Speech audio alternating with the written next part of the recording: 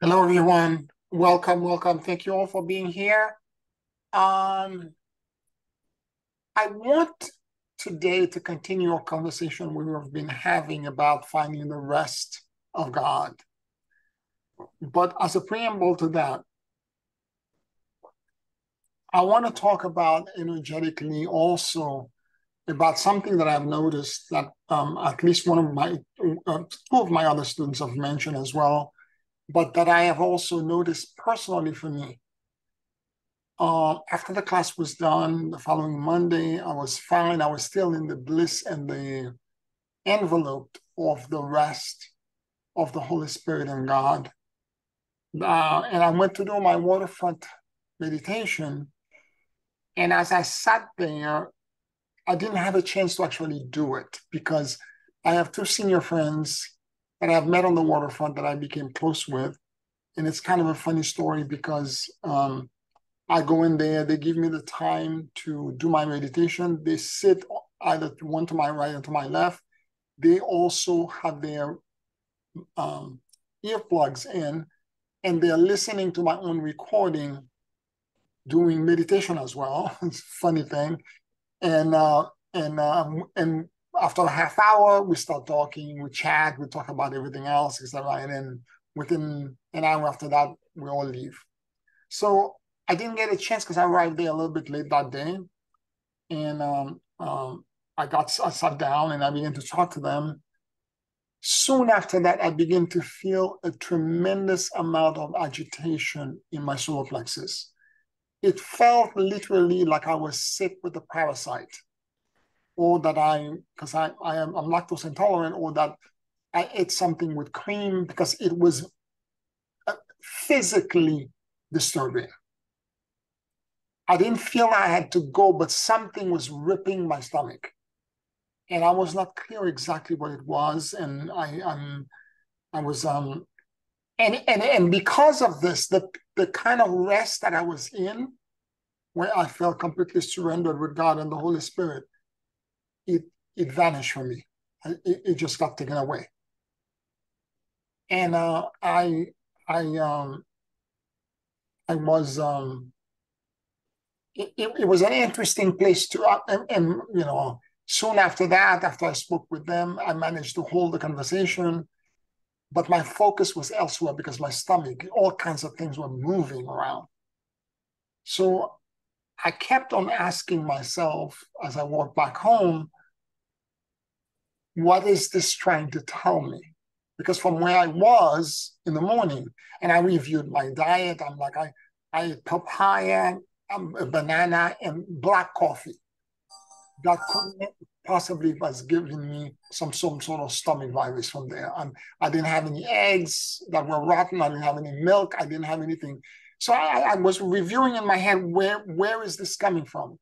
So the long and the short of this is that by end of day, I begin to notice that it was a back door that was open and that the adversary was ratcheting or increasing the attack to keep me away from that alignment that I was in.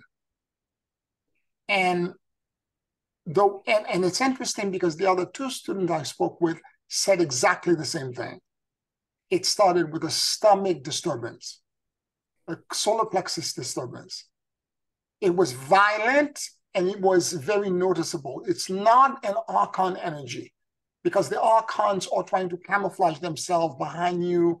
They make you feel, they create paranoia and they make you feel like, and what basically, they make you feel like it's your idea and your concept. It's an insight coming from God.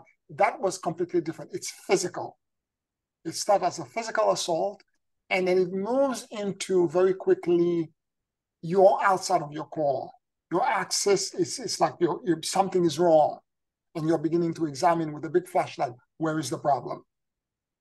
And so I realized that the problem was coming through my desire to basically love, give, because I'm a giver by nature, by default, It's through my desire to give. And I want to talk about this for a second because we're all empath and we all desire to give and to share with the people in our life.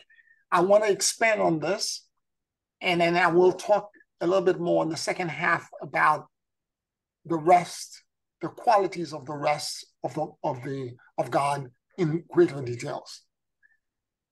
So what happened is that the way I give, particularly when it's somebody like any of you that I care for very deeply, friends, family members, close student, associate, people that I know. If it's a stranger, when I give and when I try to give them healing and they are in crisis, there's a lot of people around me that are in crisis right now, a lot, okay? And when they are in crisis like this, if it's a stranger, I have a level of detachment because I don't know them personally. So I'm able to give from a place of asking Spirit and God to intercede in their behalf. I bring their problem to Spirit, and I ask that the peace and the serenity that I know pass on to them.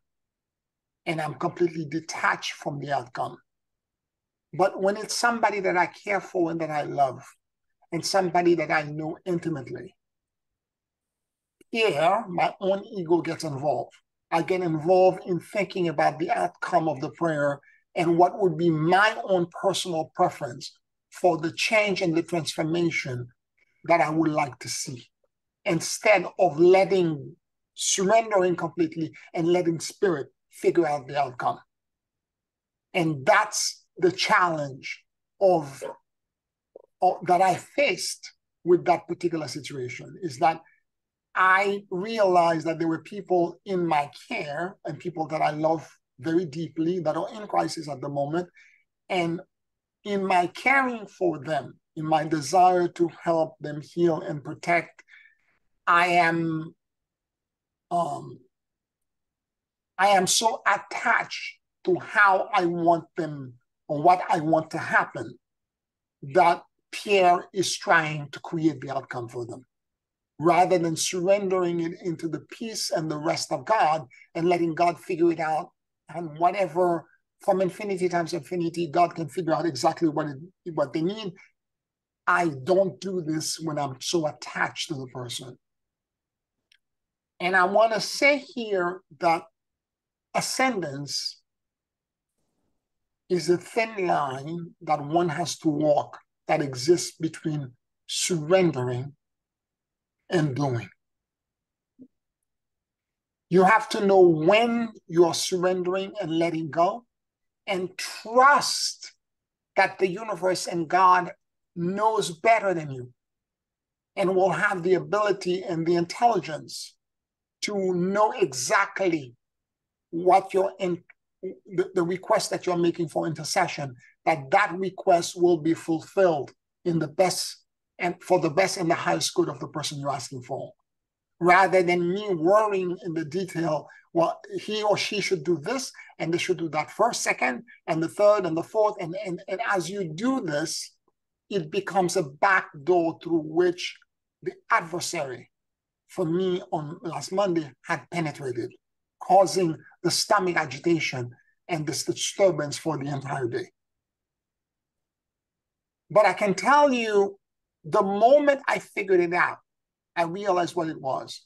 And I took some deep breath and I exhale and I say, I surrender. And I know the few people that I was praying for, and I know that it was coming from my attachment from them. And I took very deep breath. And I think of the protocol I taught you the last time. Think of where the disturbance is in this instance. My stomach area, my solar plexus, this is where it was. I thought of it. I thought of what I'm feeling around my kidneys, around my adrenal gland. That entire area was agitated. And I'm like, okay, I know it's because I am giving from the wrong place. And as I took a very deep breath and I said, I'm releasing all of this into the rest of God. I let go completely. And as I did this, I let go and I surrendered. I could feel immediately something break from it felt first on my kidneys and my solar plexus, like there was something that was tight and there was a release. It's like there was it was bandaged together and all of a sudden, poof, it was just released. And then my stomach then slowly began also to settle. All of the disturbances begin to release and release and release. Within a half hour, I didn't have any more symptoms, any more of these crazy things that were happening in my stomach. I wanted, and as I said, I didn't notice it first. It was a student. It was Ursula that actually called me on Sunday. Was it on Sunday or on that to tell me that she fell under attack the night before, and it was coming. And this is the way it started. And the next day I experienced it, and I talked to somebody else again this morning. A few other people who have also identified that they have been, the same thing has happened to them. Now I want to take this to the biggest scale to make you understand what the adversary is doing. If you think of the problem now in the Middle East between Israel and the Palestinian, that's also being external countrywide agitation being created by the adversary. So we as healers, as people who are trying to heal on the planet, we are praying and asking for reconciliation so that both sides can find a path toward peace. Because the way it's going right now, it's going to be a bloodshed on both sides. It's going to be tit for tat, and it's not going to be good for anyone. There'll be death and destruction on both sides. We have to find a way for reconciliation, for peace, and for a path toward true healing to happen. So it's important for us to understand this, and I don't know if any of you have experienced anything like this, but I wanted you as empath to be aware that in your desire to make sure that everyone in your circle of influence are okay, if you get too enmeshed in people's problem and you trying to control the outcome of their problem by wanting them to do, you should do this X, Y, Z, and then do that second and the third and the fourth, and because I had experience with this and this happened. People don't learn exactly the way you learn. Sometimes people have to suffer. They have to hit the pavement. They have to be dragged somewhere. Just because your path was linear in the sequence, it doesn't mean that everyone is going to follow the same sequence. Sometimes people have to take 2 steps back to leap forward. And when they leap forward, they leap even further than you were. They grow faster in that way. So one has to understand that there is God is capable of helping people directly. And all you have to do is to bring, because most people on the planet don't know how to pray, or they don't have a connection to a higher power the way we have a connection to a higher power. Because in order for you to get to that place, you have to have created a path through prayer, through years of practice that connects you to your God. And when you go into that space of connecting to your higher power, to spirit, or to the universe, or to the quantum field, whichever way you want to see it, when you get into that space, you can bring their burden, bring the problem that they're sharing with you that they need intercession for. And as you bring it in, it's gonna, that energy, that field, that blessed field, can begin to, as long as you let it go, you don't have attachment to how it's going to be solved.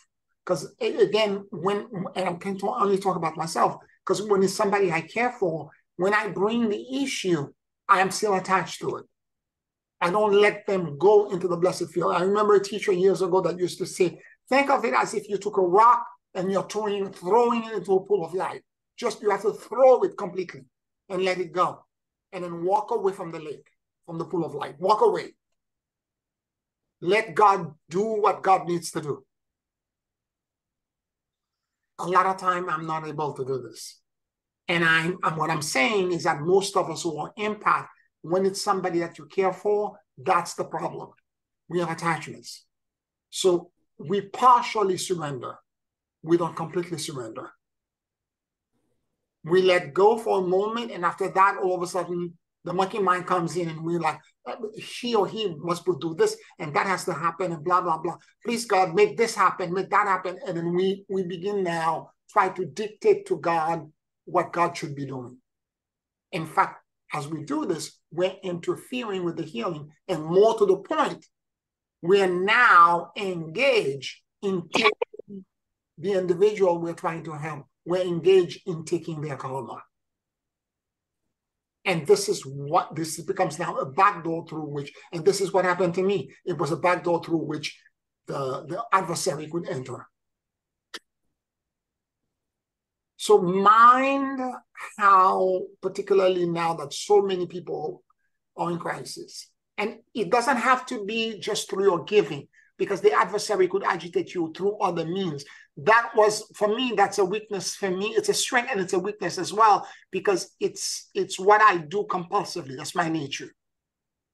And because it's what I do, I have to be very careful that I don't unintentionally leave a back door open for the adversary to come in. And you may think at the moment that you're under attack by solar flare, by all kinds of, in this instant, it was not so, I know what solar flare feels like. It was not Archon. I know what the Archon, this was something completely different. Completely different. And it was very physical, as if I had actually contacted, I had food poisoning or an actual physical stomach virus. And it was very strong, jolted me out of the alignment that I was in. But I managed to get back into it. Now I want to share with you, God is good and God is great. That when that happened on Monday and Tuesday, the rest of the week continued. Last night, one of the people in my care that is in crisis called me, actually sent me a suicidal note, saying goodbye to me, blah, blah, blah, and basically a suicide note. Thank you for all your help, that kind of thing. And I had to engage with this. Again, my desire to save and to rescue kicks in, but it kicked in at the right degree. Because after I said what I needed to say, we exchanged communication for a while, we talked. After I engaged and said what I was supposed to say, I was able to go to sleep in a state of rest. I found the right level. Because in any other cases, if it was a week before, I would have not been able to sleep. But I was able to go to bed and I was in complete rest because I said what needed to be communicated. I was empathetic. I was caring.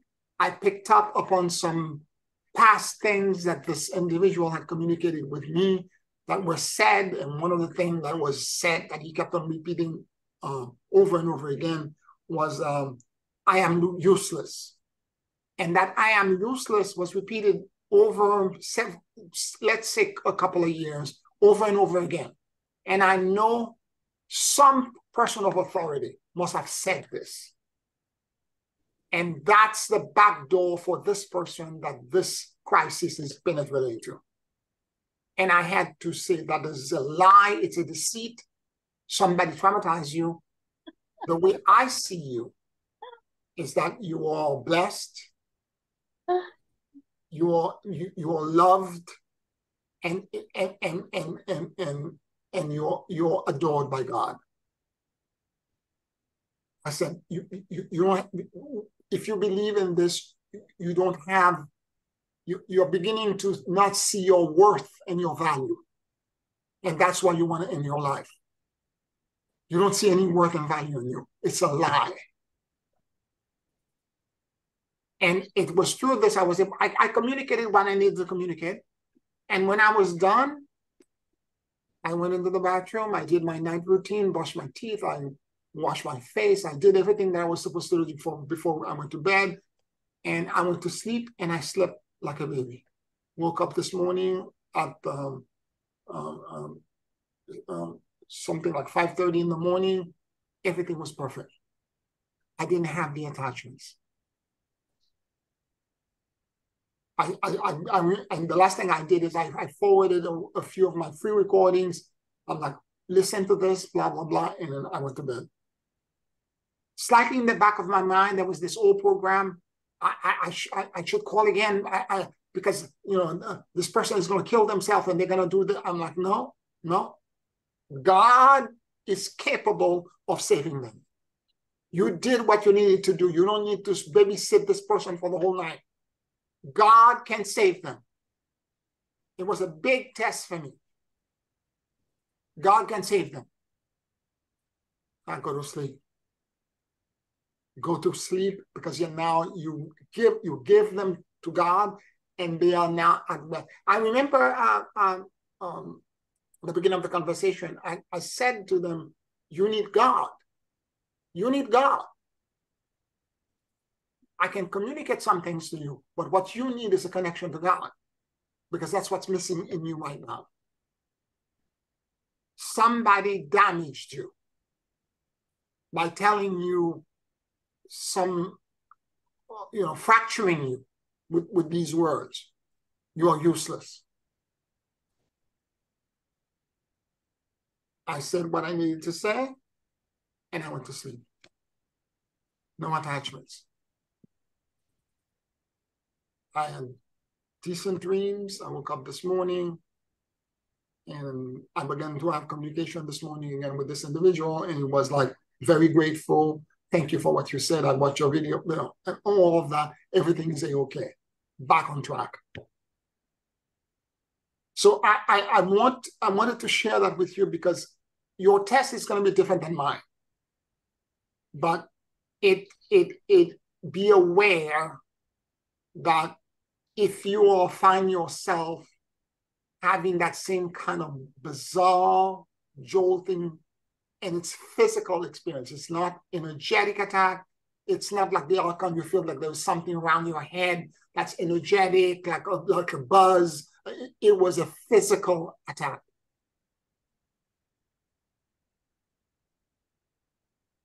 Any questions, any comments you may have?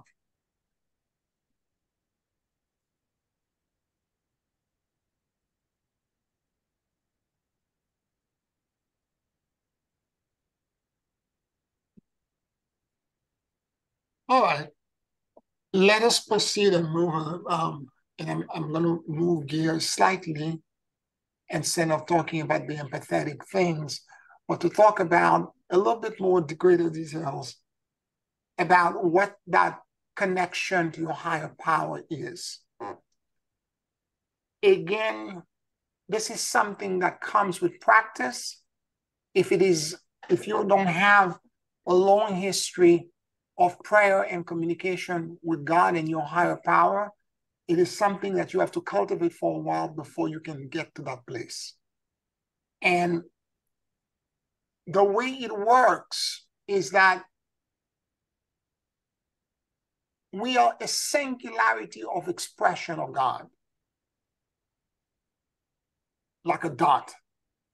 Whereas when you get into the connection with the actual nature of your higher power of God, it's like dropping a drop of water in the ocean. It's immense, it's vast, and it knows more about you and your spiritual conundrum than you can even imagine. And it has the capacity to heal, to repair, to redeem, and to transmute instantaneously any situation that you may have. No matter how unsurmountable and how impossible you may think of it at the moment. So when you practice this, and it could be a simple prayer, it doesn't have to be formal. You don't have to say, "Oh, Father," or Hail Mary, or sing a mantra. It doesn't have to be formal. It could be something you do while you're on the bus or the subway or while you're driving. But an actual conversation, intentional conversation with your higher power. And if it becomes habitual and something that you do daily, where you begin to surrender into that force by asking it for your benefit to help you. And the more you practice that kind of communication, where you humble yourself by asking for help. Many of us, and this is the problem with most of us, because we're that singularity, we think we're disconnected. And because of the survival mechanism of a 3D world or world of lack, we keep thinking that we are separated and we have to do and we have to control every behavior, every act in our life. And because we are instinctively trained and domesticated to control, to attempt to adapt so that we can survive, that behavior kicks in. Even when what's in front of us, particularly now with the transit into the new earth, what's in front of us is so overwhelming that it is not something that you and I can solve by our own devices. It's too big, too overwhelming, too complicated. And we have to keep understanding. For example, when I felt what I felt, it was like it came out of nowhere. And I knew it was an attack. I'm like, this is not normal. At first, I thought something physical, the food. I went to the food. I'm like, no, can't be food. My diet is so strict and so narrow. Everything is fresh. Everything I make myself. I don't eat in restaurants anymore. So it can't be food. Even the coffee that I drink, I make my own coffee. I didn't get it somewhere. So I knew that it was not food related. And then very soon I realized it's an attack and there's a back door open somewhere. So, and if that is the case, and it's that violent in my body, I'm overwhelmed and I need assistance. I need God to step in and intercede in my behalf. I need that higher power to come in and give me a hand up. So it is with that I prayed. With that in mind that I prayed. And the way you do it is that you think of the area in your life that's in distress. If it's a disease, if it is a emotional relationship with somebody else, if it is a financial crisis or whatever it is that's happening in your life, you think of it, and then you basically ask Spirit. You think of it, you think of the situation, you think of the burden, small or big.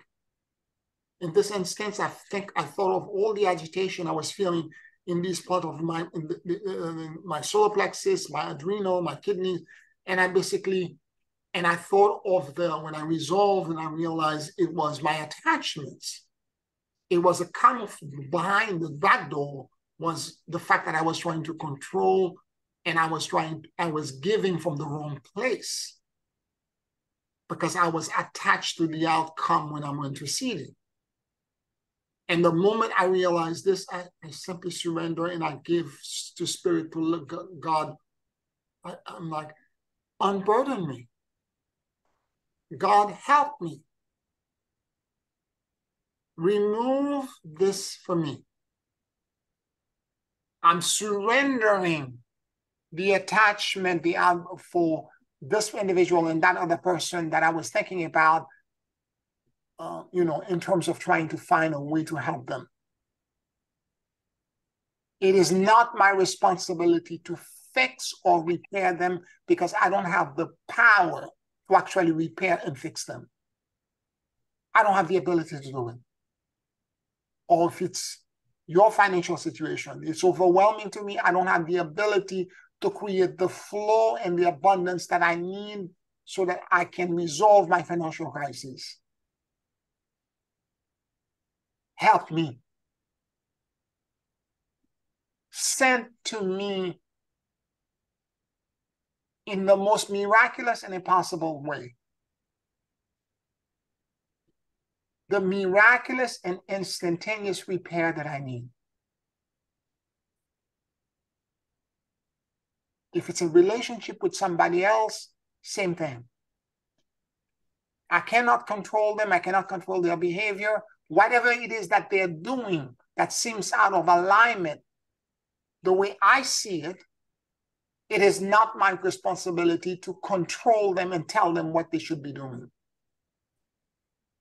God, you're capable of reaching them on your own. I release the control and I give it over to you.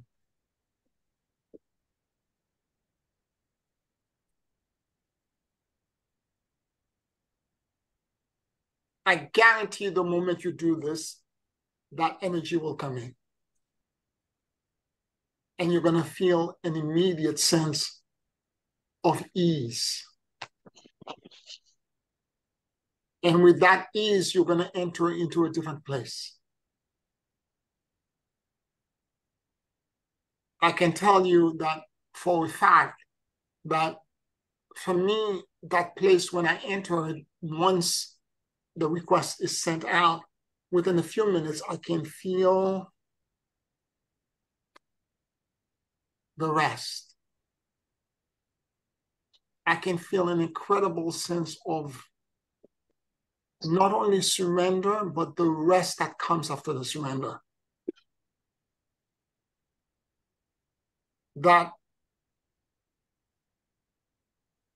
everything is light, everything is at ease, and when I'm in that rest, everything is still.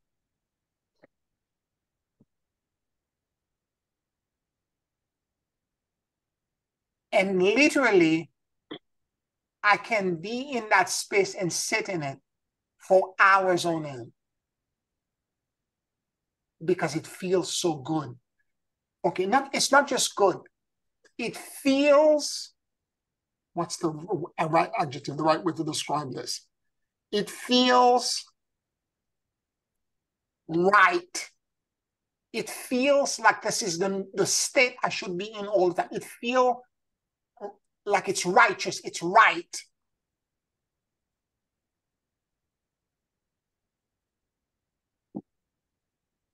And I simply have to sit in it and allow for spirit, for whatever needs to happen.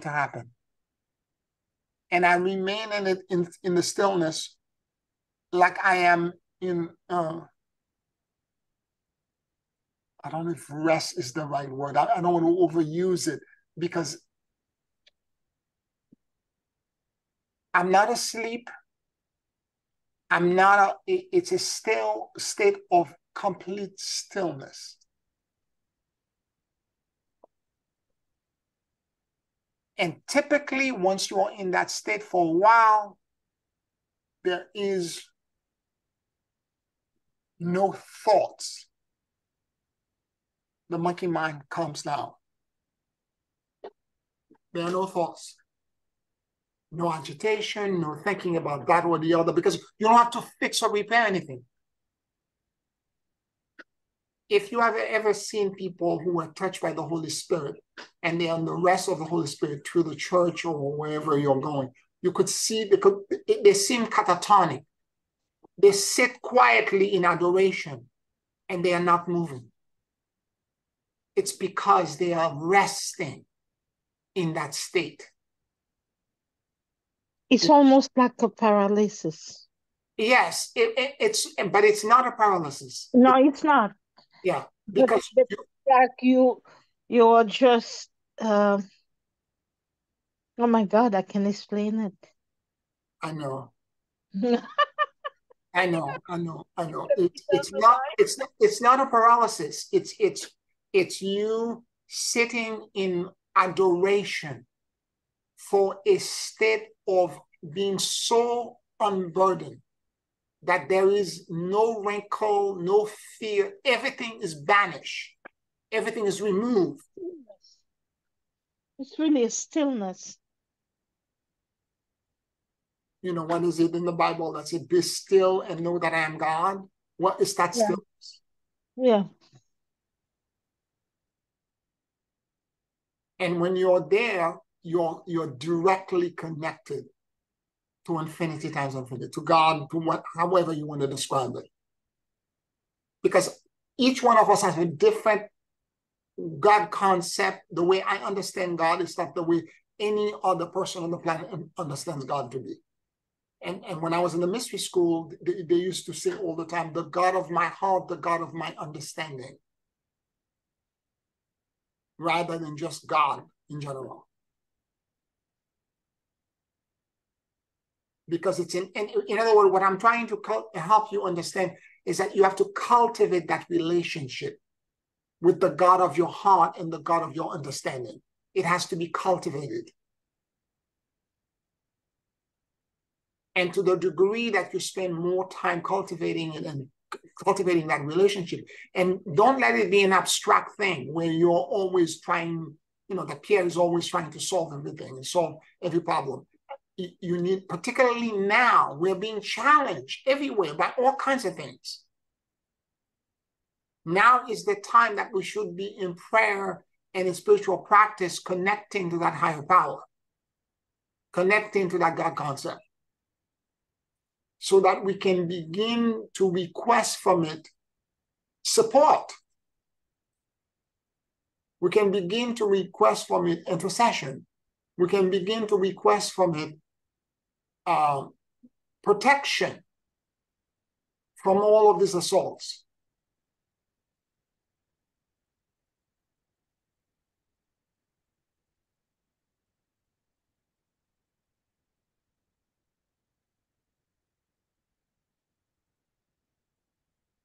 That rest, you know, we have an old proverb back in the Caribbean that says you have to know there to go there. Once you experience it, and again, this is the part that's the most difficult to explain. It's not an arduous task. It is not something that's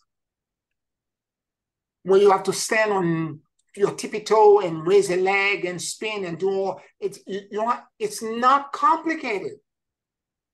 When you get into it, it's like blinking your eyelid. Blink and you're there. It's that simple. Yet it is also that elusive because it's right on the tip of your nose. It's right in front of you. But most people miss it because it's that simple.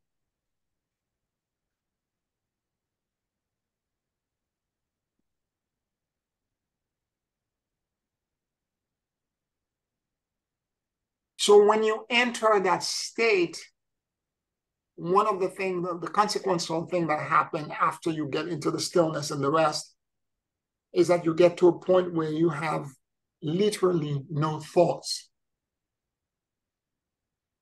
Everything becomes blank. And the blank state, depending on what's going on for you at the moment and the kind of blessing or that this blessed field, this immensity is trying to communicate to you, that sometimes it may last for 10 minutes. Sometimes I remember being upstate and being in that state. What I thought was a half hour was actually sitting in that stillness for 3 hours straight. I didn't even realize 3 hours that went by. It went like a flash. I thought it was a half hour.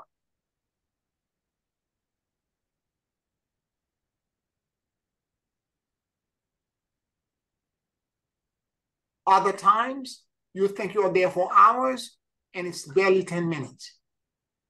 Because when you're in that state, time and space is suspended. Because where you go when you enter that rest and you're communicating with your God concept, you're outside of time and space, and you are in what the Buddhists call dharmata, which is the very essence of being. You're beginning to see the world the way God sees the world.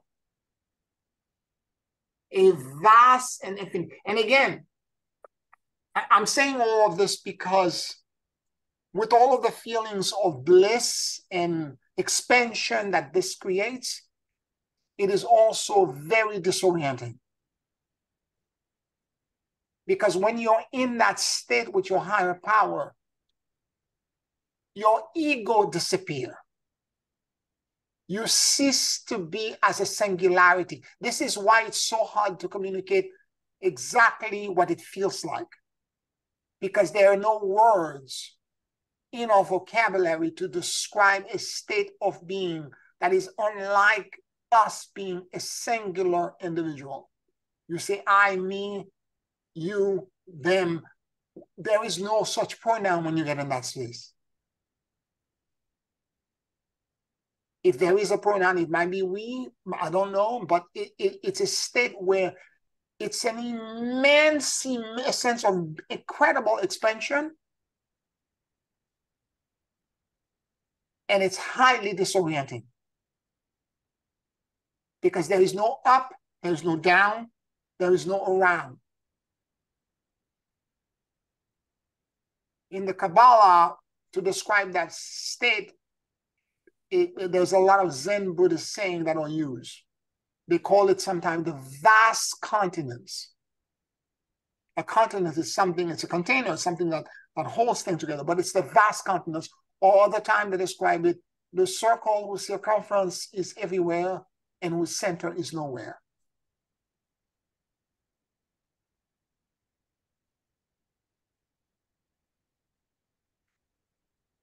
Now, although these are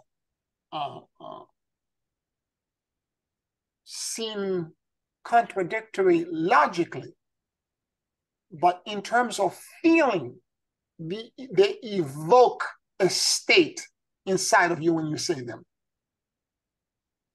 And that's the state that you get in when you're in that space.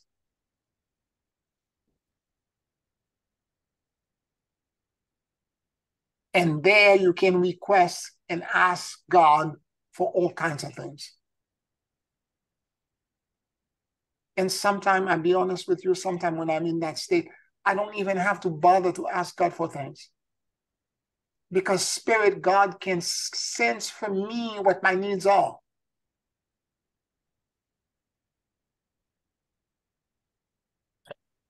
Another thing that I can say about that rest,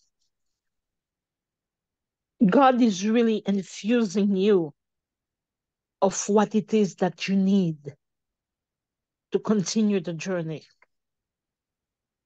Because it's also a state of healing. Mm-hmm. Yeah. Yep, absolutely. Thank you for sharing that. It is totally a state of healing. And sometimes when I do celestial light healing and I get into that state to do the healing for people, I remember one time this one family came and there were 5 of them, and they wanted, I thought I was doing the healing for one of them, and then they were one after the other. And the father toward the end said to me, he was the mother, father, and the 3 kids. The father said to me, we came for you today. You're going to be wiped out when you're done. I said, I'm not wiped out. If anything, right now, because I'm in that state, and I'm now in that state for almost 6 hours, I'm disoriented for sure, but I'm not tired. I feel actually that every cell in my body has been rejuvenated. And because in order for me to give that healing, I'm going to have to receive the healing. It's coming through, since I'm the conduit for it to pass on to you, as I receive it, I'm healed, and then it passes on through you.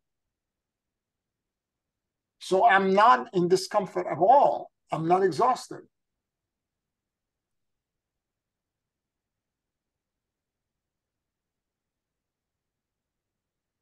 So I wanted for you to understand a little bit about that state and understand the surrender that you need to be in. And maybe you haven't felt all of the landmarked, or at least because initially when you go into that state, you may understand one thing. And then slowly it will emancipate into something else. Maybe you feel the rest to begin with. And then over you going in there on a regular basis, then you realize the rest is connected to a stillness. And over a month or 2 months of doing this, you realize that the stillness, when I'm in that state as well, I have no thoughts. You see what I'm saying? And then they continue to expand like this. Because you're not, it's that state of being is so alien to our normal state of consciousness.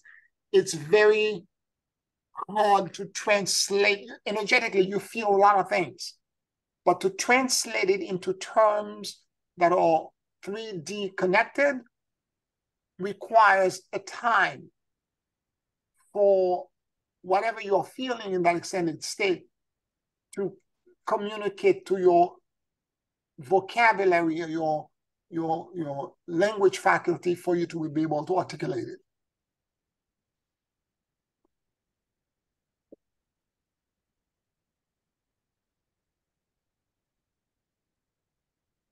So I'm encouraging you to cultivate that relationship on a daily basis, even if it's for 5 minutes while you're on the bus driving or whatever.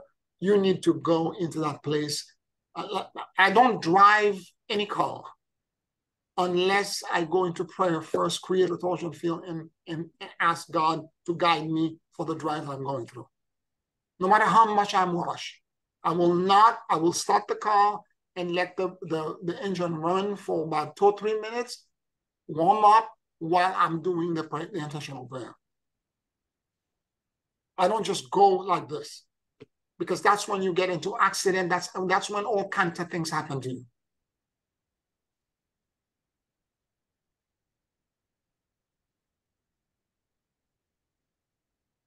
If you enter into that rest before you do anything, particularly now, there's so many, I shared this with you last time. The ether of the earth is now polluted with all kinds of things. Look at what's happening in the world. 2 places now we're at war. It's more than 2 places, but active war right now, because Yemen is going on. There are all kinds of other places where there are conflicts, but these are the 2 most recent development. Ukraine, Russia, and now Israel and Palestine. So you have all these places where all the ether of the planet is polluted with all kinds of things. And for those of us who are seeking to bring peace to the world, we are a hindrance to the energy system that's trying to agitate. And if that energy system can somehow paralyze you, break one of the spokes in your wheel, it will do it. We need protection. And on a daily basis, before I move my car, I sit in there for about 3 to 4 minutes and I do an intentional prayer. I do a torsion field around the car. I think about the place where I'm going. I ask that everything may happen in the perfect way, so that a bizarre accident does not happen. I don't lose my key or nothing like that happen. If you do that, it will not happen.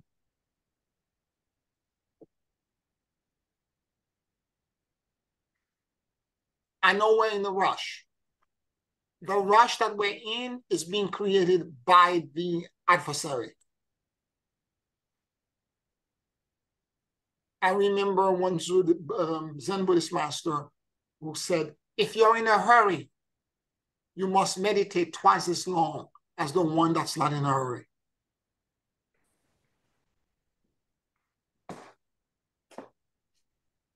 So we have to think about that, you know, again, that thin line between surrendering and doing. And particularly once you're into that space and you're in there, at some moment, because the God that knows better than what you, sometimes I don't have any personal requests because everything is fine at the moment in my life, but I'm going there just to receive healing. And as I go into that space, sometimes a thought for a new class come in, or an idea or an inspiration. Out of nowhere, I get a message for a student. Tell them blah, blah, blah. And I've shared this with you before, where, Sylvia had some sort of issue at her house. She kept saying to me, I can breathe correctly, I can breathe correctly. And we talked about it. She thought it was her asthma or some other, she has sleep apnea as well. She thought it was something else. And during a guided meditation, I was running this class. And during the final meditation, I was doing the guided meditation. As I was doing it, between the breath, and I'm being guided, I'm channeling. Spirit is telling me what to say. And between the pause of my voice, that gap that exists between one sentence, one word, and the next word that Spirit is telling me to say, there's a gap, small gap in there. In that interceding gap, I heard a voice said clearly to me, tell Celidia that she has a gas leak there is a gas leak. Something is leaking in her apartment. And then the next word for the channeling continued, and I repeated it. The class was done. The channeling was perfect. And I asked everybody to leave. I called Celidia. I told her this. The next day, she called the gas company. They discovered an imperceivable to the naked eye gas leak that was coming from the boiler. And the guy said to her, I don't know how you could have seen this, because he had a machine to detect. He kept on checking. Everything was okay. And then finally, when he got to this, oh my God, she would have suffocated in that moment. And again, this is where Spirit comes in with messages. Out of nowhere. I was not thinking of at the time. As I said, I'm channeling for class. And between, because I can feel, so two things happening simultaneously. On the one hand, I'm channeling and I could, the one word, and I'm finishing this word, and Spirit is telling me, so this is the next thing. And in between those two things, all of a sudden, that entire thing happened. That entire conversation with God happened. After the gas company left, she called me back. She said, Pierre, once again, you saved my life. And she was crying on the phone. She said, I don't know what we've done without you. I said, it's not me. I didn't do anything. God loves you. I'm just a messenger. I heard it and I communicated it. And you acted upon it.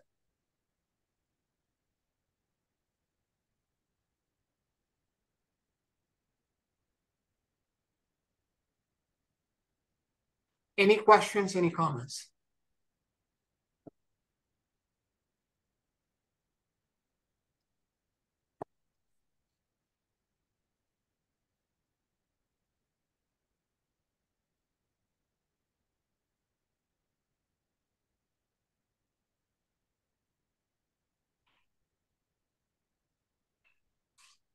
Now, one of the other things that that this communication with your higher power, and this is where the service work begins.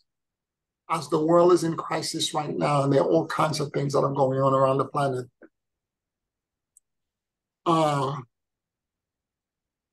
We need to pray and send intention of peace and love around the globe, given the fact that astrologically, where Mars is, as is conjunct with Jupiter, and expanding the energy of war and destruction around the world, we need also to be praying and asking God to extend its rest its mercy, and its love on the planet.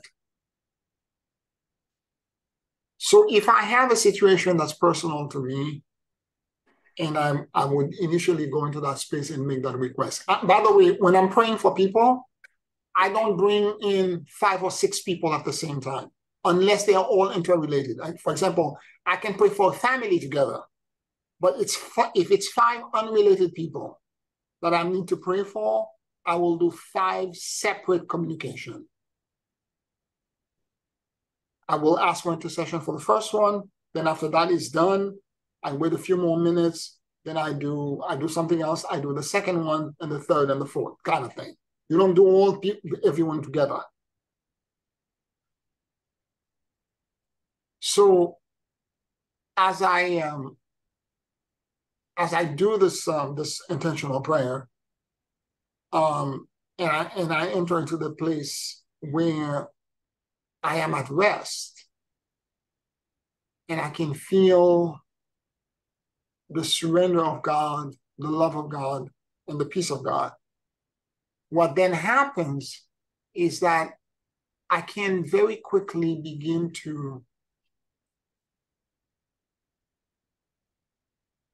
once I'm in that space for a while, it is easy for me, and this is the way I do the celestial light healing, it is easy for me to ask God to send that same rest, peace, and serenity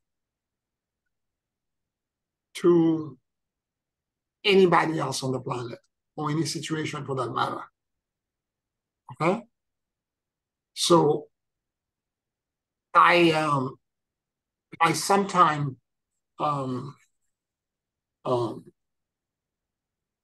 make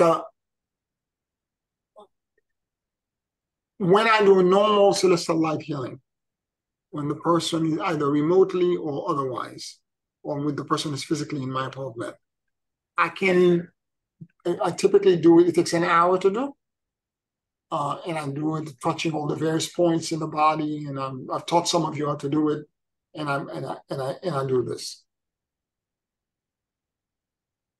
However, when I am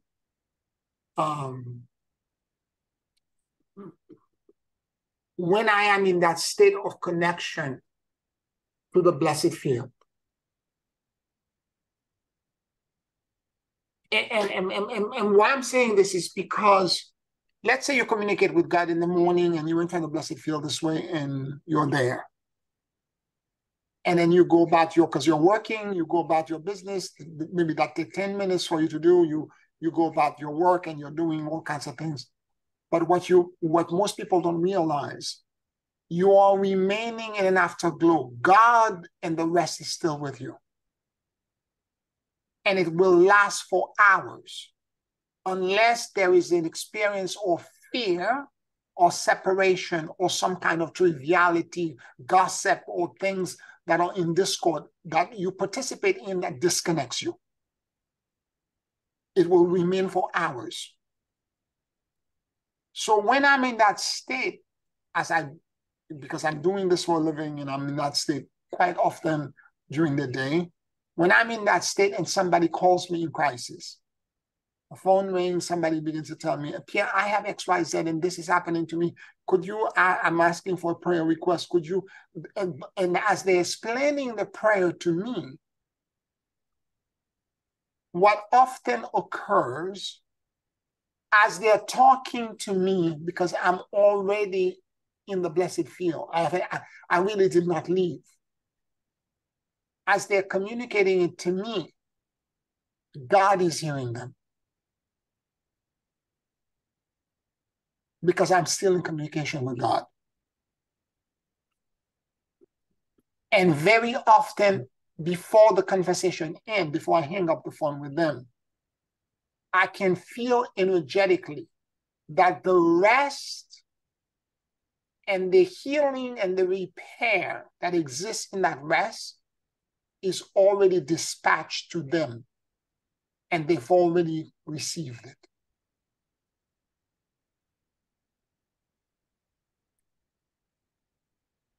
And sometimes they're like, will you be able to do it? And conversation ends, and I have to say to them, okay, give me 10 minutes and I'm going to communicate. I'm going to do a request. I'm going to act on your request. But often enough, when I go back 10 minutes later to try to do the request, and I go back into that state and I say, could you do a healing for XYZ? We just communicate. And God would say to me, it is already done. Whilst the information was being communicated, because I was in that state, God already responded to the request. The miracle is on its way. The transformation is on its way. The healing is on its way. It's already done.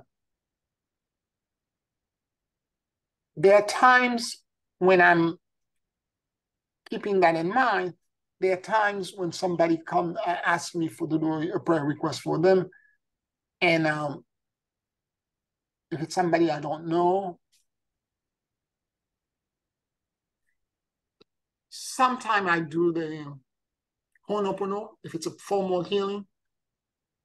Before I do the request, I address the request.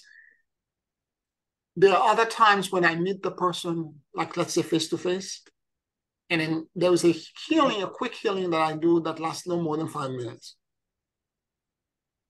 Whereas the full celestial light version, it takes an hour to do. So that quick healing, it's a hands-on.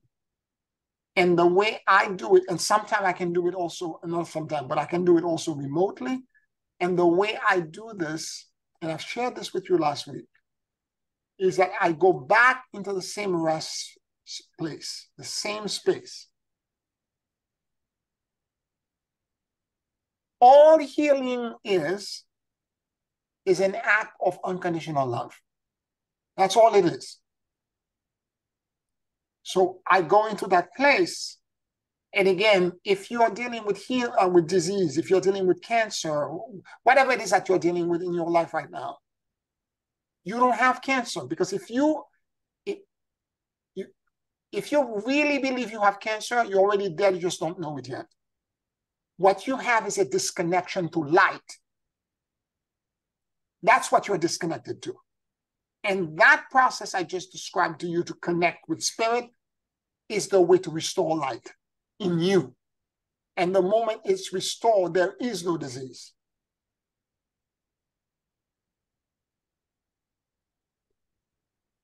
So if the same is true when you're praying for someone else. Whatever it is their burden, no matter how complicated they think it is, as I'm doing this, because now I'm in the rest, and I know I'm seeing the essence of being as potential for manifestation. There is no obstacle. Everything is a potential for something. It's just information. It's just knowing.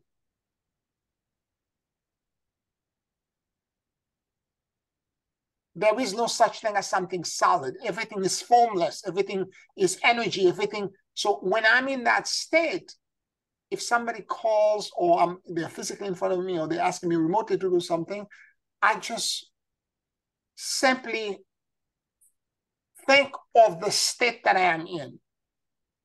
Think of the expansion that the rest has given me. Think of the stillness that has expanded me so vast and so immensely that I'm completely disoriented. But in a good way. And I simply think of the person and I articulate silently in my heart, because it's love. May the peace, the rest, and the serenity that I know. And I now think of the feeling I'm feeling at the moment. Pass on to you. And I see it transfer from me onto them. If it's remote, if they're physically in front of me, it passes through my arm like water is gushing through it and it goes into them. Or if it's remote,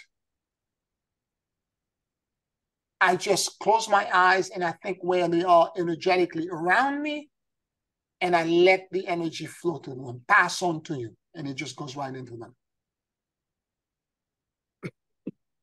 Now, if somebody's on the phone with you at the moment, I can tell you as I do this, immediately you will hear them go like a sigh of relief because their burden just got dissipated.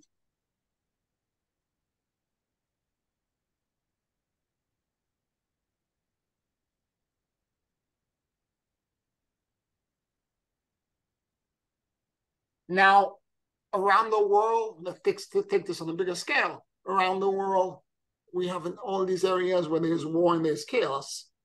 When you're entering on a daily basis into that state, and you're praying to God and you're in that rest, may I suggest for your service that you offer the peace and the serenity that you know to bring peace and love to the world.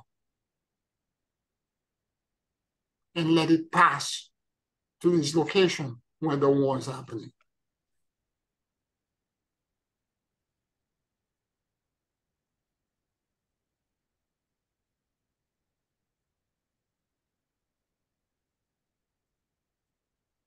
Any questions, any comments?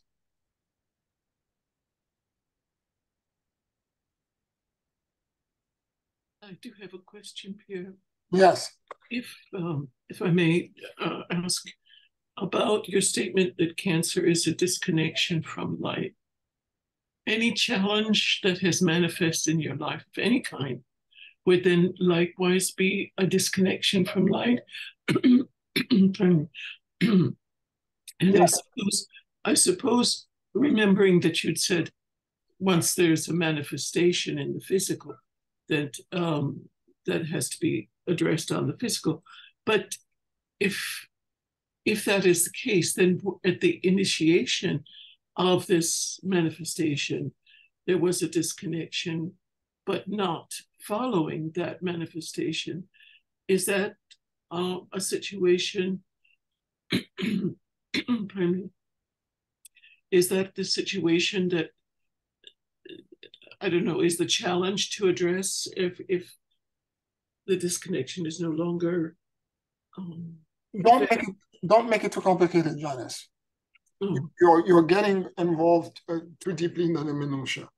So whatever it is, cancer, like anything else, is the most intense form of chaos, and that chaos doesn't exist. The chaos is being created, like the physical thing that happened in my body very recently, when I was last Monday. It's being created for one reason and one reason alone: to disconnect me from the peace and the serenity I had before, the day before. So whatever it is that's being created, I have to go. The only thing you need to understand is a basic lesson that you need to learn. Not the detail and all of the handkerchiefs, but there is a core issue. And whatever that core issue is, or if it's a series of issues that are all interrelated, when you go and surrender it into God, just bring everything with it. Let's say the issue is control, and everything is a tributary to control. Then bring everything to God under that umbrella. And bring it into the blessed field and ask the blessed field to address it and surrender it and ask for to be unburdened. And what's going to happen when you're sitting there for a moment, you're going to have intuitive understanding on how to proceed with your healing. Whether it is there's a physical component that you need to address, or whether it is that you need to do X, Y, Z or the other, you're going to know. Because at that moment, because God is capable of using a physical doctor to create healing. Right? God can do that. And at other moment, it can create also the healing spontaneously without that as well. So you will know what you're supposed to do when you're in that communication. When the rest is there, and if the surrender is complete, you're not holding anything back. You're not trying to steal control and saying, I have to do this with spirit, and then I have to do 6, 7 other things in order for the healing to arrive. If you're doing this, you're controlling. Make it very simple. If I'm controlling and the issue is control, I am taking everything that's related to control and I'm releasing it and dumping it into the blessed field. And whatever it is that God needs me to be, and once you do this and you really unburden yourself, it's going to feel like you let go of something very heavy. And that release, if you can remain in that state for a while and remain in that state as much as possible, your challenge will be on a daily basis to go back and remain in that space.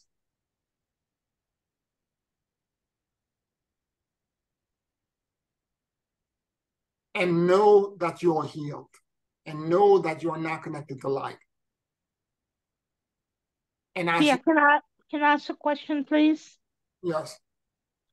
Because it's been burning on the tip of my tongue. Maybe a general question. What if there's a family history on whatever the disease is? Yeah. Like cancer, diabetes, heart issue, you name it.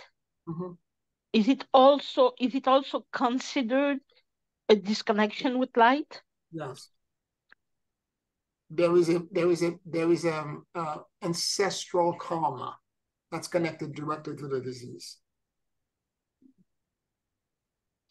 Okay. So if there is an ancestral karma, should that be addressed? Well, you can begin to address all the minutiae, but a lot of time, if you're in a family where this is in history, maybe you're the plug that's gonna heal the entire lineage back.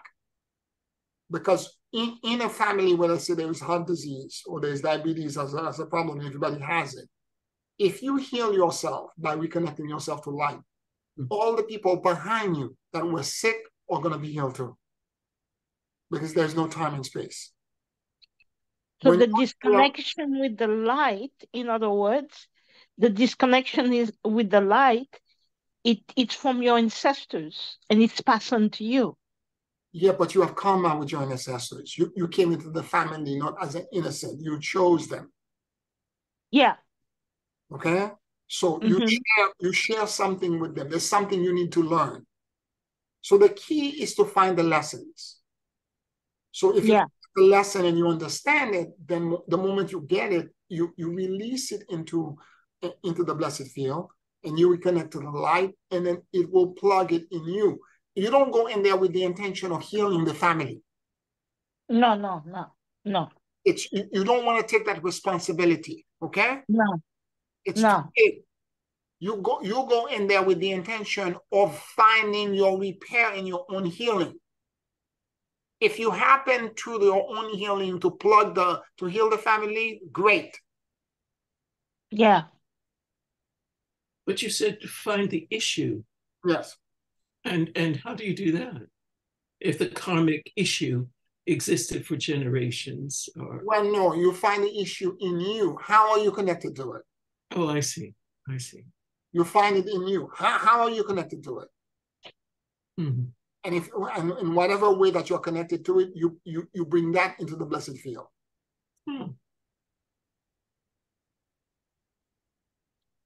Don't make it complicated. Make it simple. And the key to this, daily maintenance, daily practice. 10 minutes a day, 15 minutes a day. Go back into that state. And as you do this, the first person I guided into this, Diane, she had stage 3 cancer. I told you that when the oncologist came in, this is after 60 days of me guiding her, after the first lumpectomy, and again, I'm not a doctor, and I don't do healing. Let me give the caveat here. Go to your doctor, go to your oncologist. I'm just stating the support because she was going to an oncologist. I'm just stating the support that I gave her, the energetic support that I gave her. She went to a physical doctor, to an oncologist. She was receiving treatment. But what happened is that as I did this, she transformed. She had hope. She was radiating with light. And I knew there was no disease in her body. And sure enough, they removed 21 lymph nodes when they did the second procedure. And there was no cancer anywhere. The biopsy, every one of them, there was no cancer.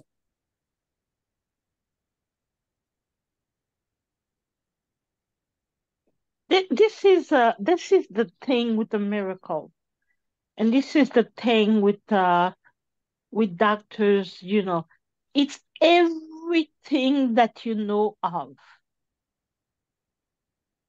like your doctors, your oncologists, your prayers, your whatever it is that you're doing. If you're doing homeopathic, whatever it is that you're doing, all the combination, it's healing.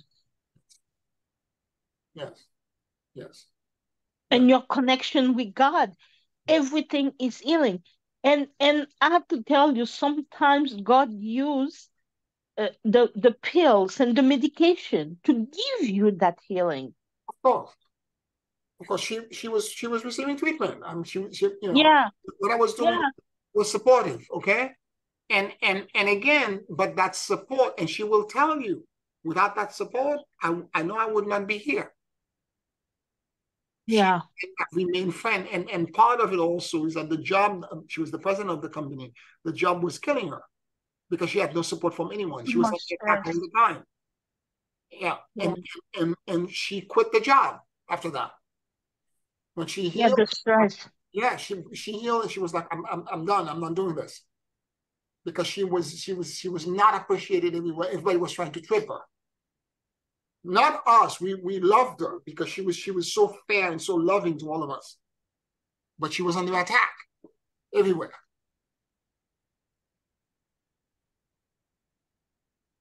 And It's she very and I, complex. we're still friends. We're still very dear friends till today. We don't talk all the time, but every time we talk, it's deep. It's 2 hour long conversation. Yeah. So, yeah, Oh, go ahead.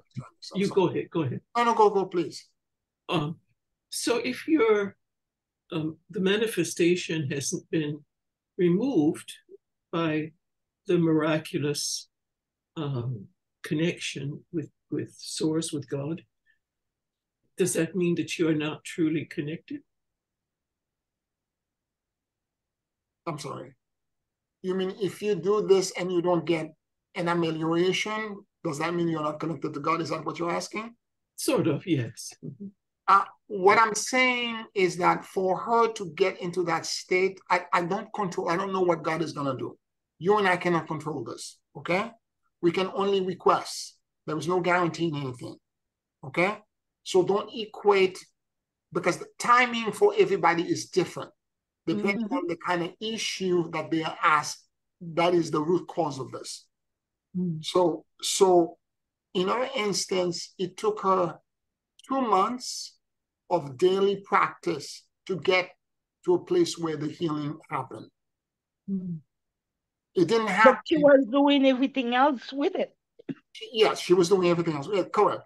But it didn't just happen overnight. Oh, okay. Do you understand? It didn't happen in one blink of an eye and then it was done. Yes, okay. Gotcha. It took 2 months. Understand, thank you. Yeah, so that's why I'm saying steady, go daily. And I could see the change, because at first, when I said the first conversation with her and we were talking, she was a little bit shocked, but she was receptive. Then I did give her meditation and recording. Then I did a couple of things with her in the office, but we couldn't do it in the office because, she's the president of the company. The phone is ringing all the time. The secretary is trying to get her. The most we could get clear is 15 minutes. I did a couple of healing for her. Very quick hands-on healing. And that was it. But I could watch that she was so, because she's a woman of deep faith, she was so moved in a fundamental way back to her faith and back to her God. That her office was next to me. I could tell when she was walking, I saw it continually that she was changing, to the point that right before she went to have the lymph node check, that I realized that she was all light, and I could tell her body is infused with light. The connection is restored.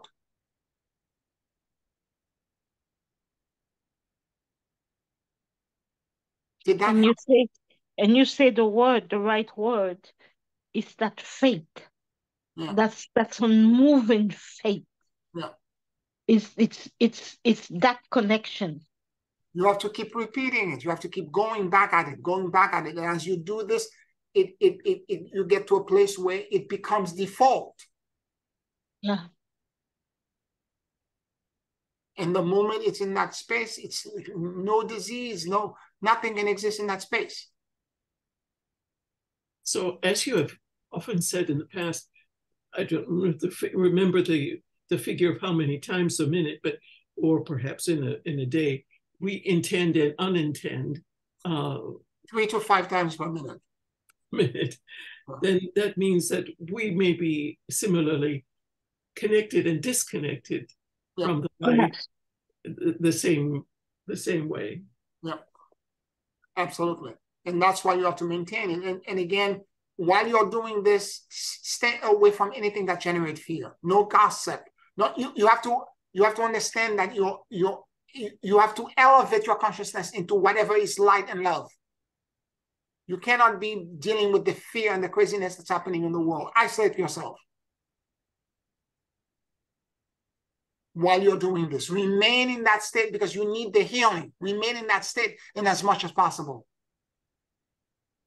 It's like if you have an infection and you're trying to cure yourself, you don't go into a contaminated place and start with open wound and let all kind of bacteria and viruses enter the wound. You have to cleanse them and then put gauze and make sure you don't get contaminated. It's the same thing, but energetically. You don't feed your consciousness stuff at the moment you're trying to attempt this, stuff that will bring you into a situation where the connection to that place that you create is severed because you're exposing yourself to fears. And you keep doing it and keep doing it, and over time, it will create a transformation.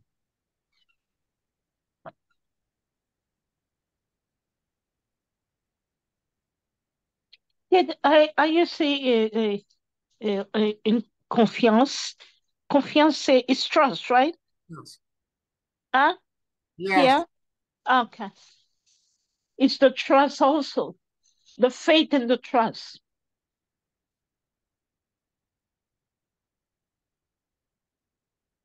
All right. Let's take a 5-minute break and we'll do our closing meditation. 5 minutes.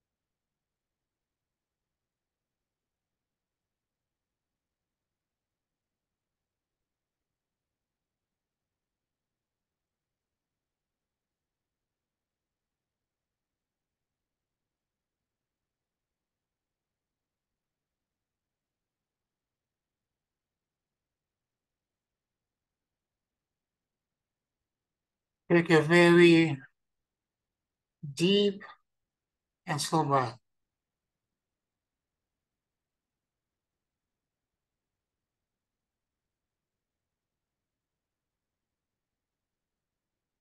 And as you inhale and exhale deeply and slowly,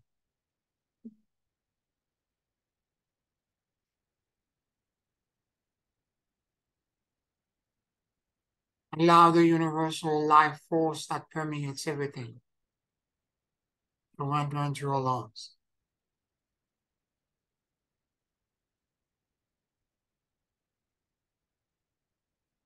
Keep breathing deeply and slowly.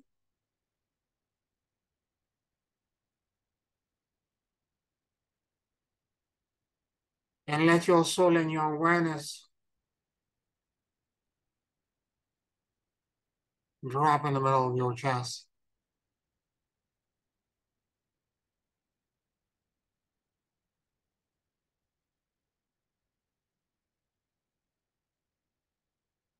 Please forgive me. I love you. And I let go.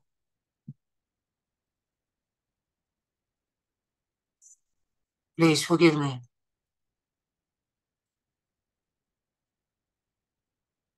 I love you. And I let go.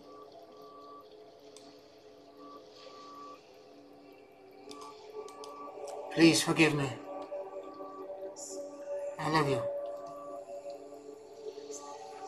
And I let go.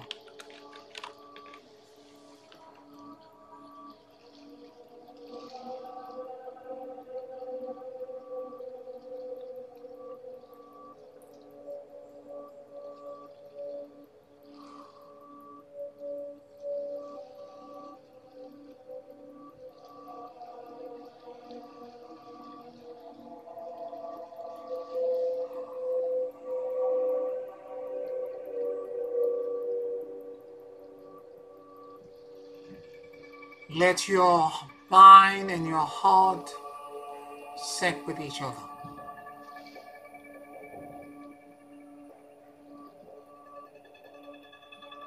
Keep breathing deeply and slowly.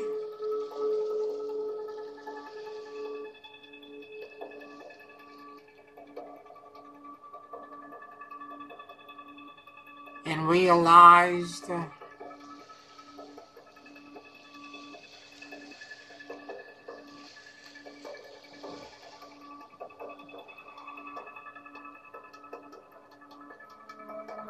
that you are now in coherence.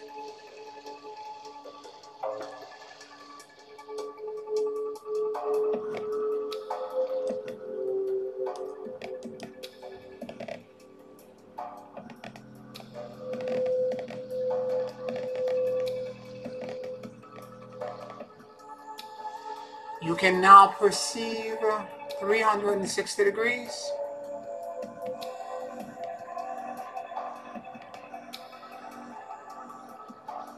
And notice what you noticed.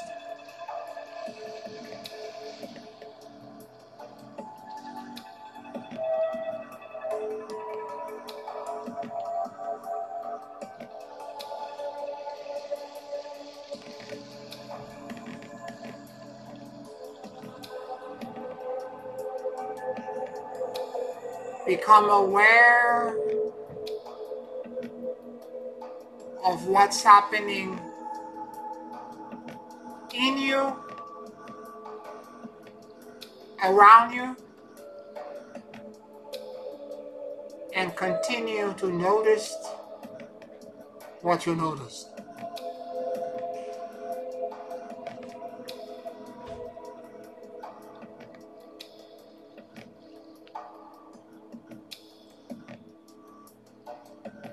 Become aware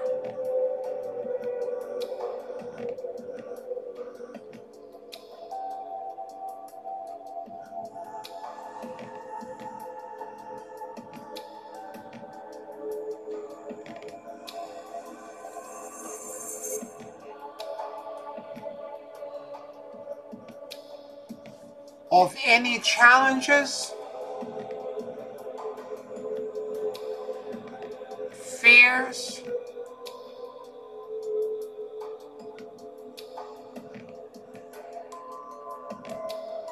burden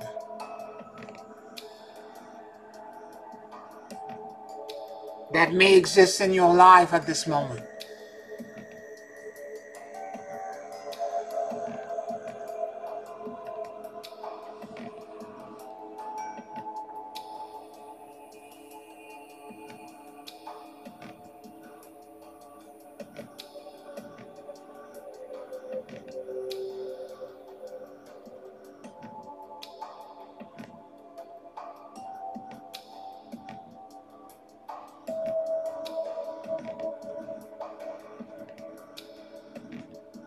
Keep breathing deeply and slowly.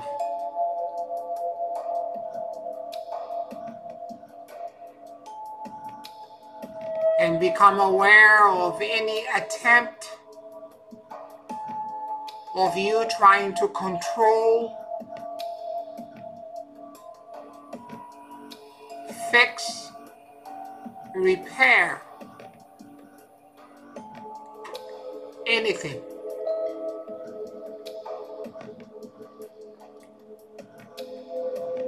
And wherever you're holding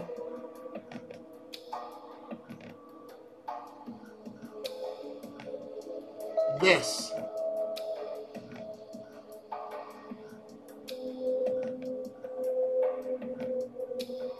we ask for the God of your heart and the God of your understanding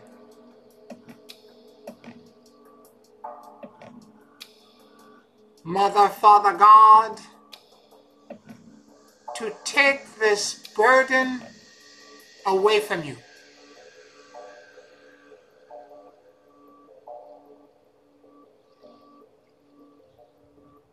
I release all attachments, fears, and control. And I surrender into the great emptiness and endless luminosity.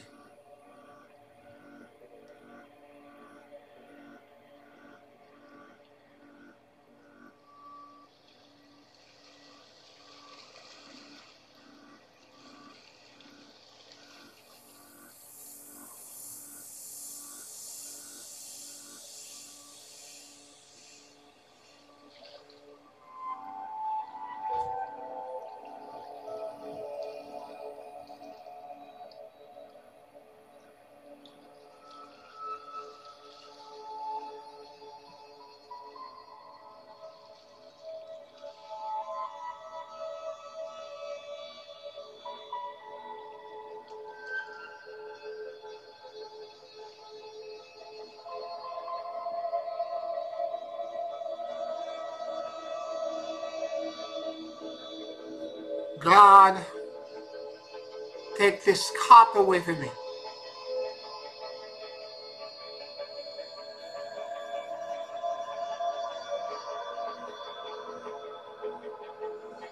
I release and surrender all my attachments, all my desires and need to control, to fix or repair anything.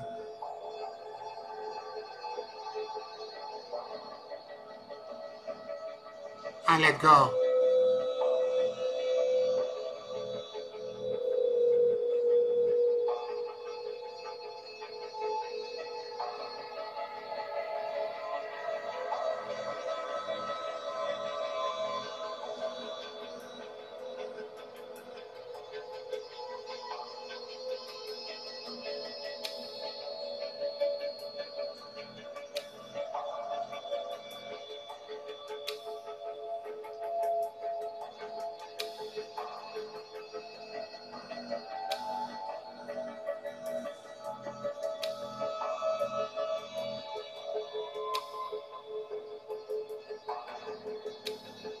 And I enter the rest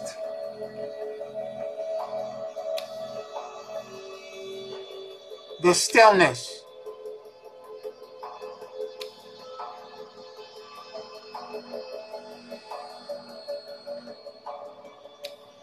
and the peace and healing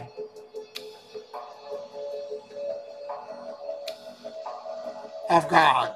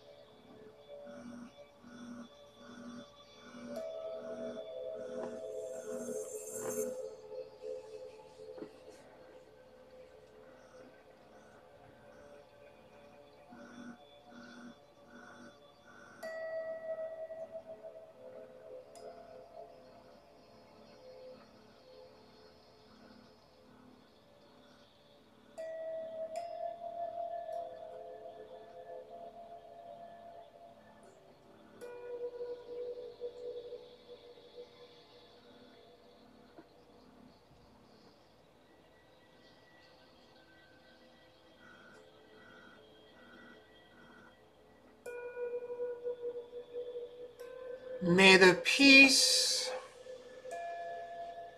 the rest, and the healing that I know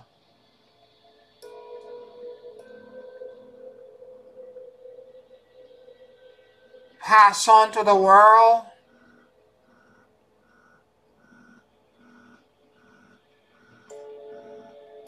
and to everyone in my circle of influence.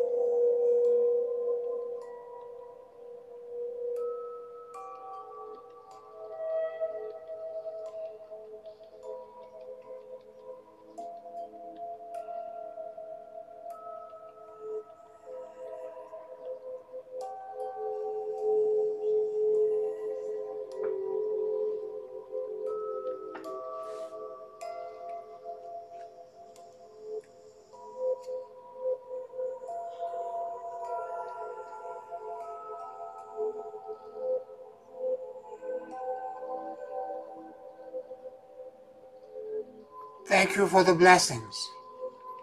I accept the gifts and I receive with gratitude. Take a very deep and slow breath. And whenever you feel ready,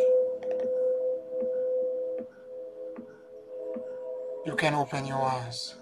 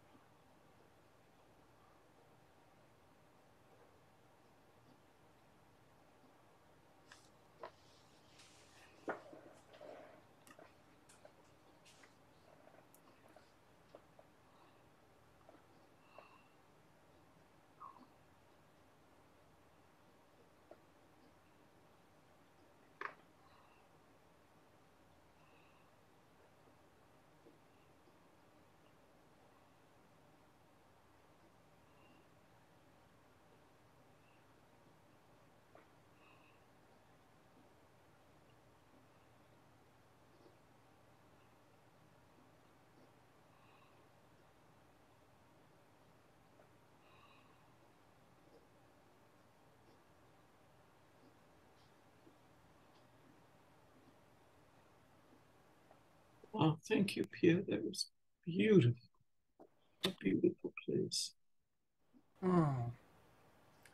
Amen. Beautiful. Thank you all for listening tonight. If you're listening to us on Patreon, thank you for your support. Follow you on YouTube. Like this video, subscribe to the channel. Blessings, everyone. Good night, and I will talk to you next week. Love you. Love you all. Good night, everyone. Love you too. Bye. Bye. Bisous. Bye-bye. Bisous.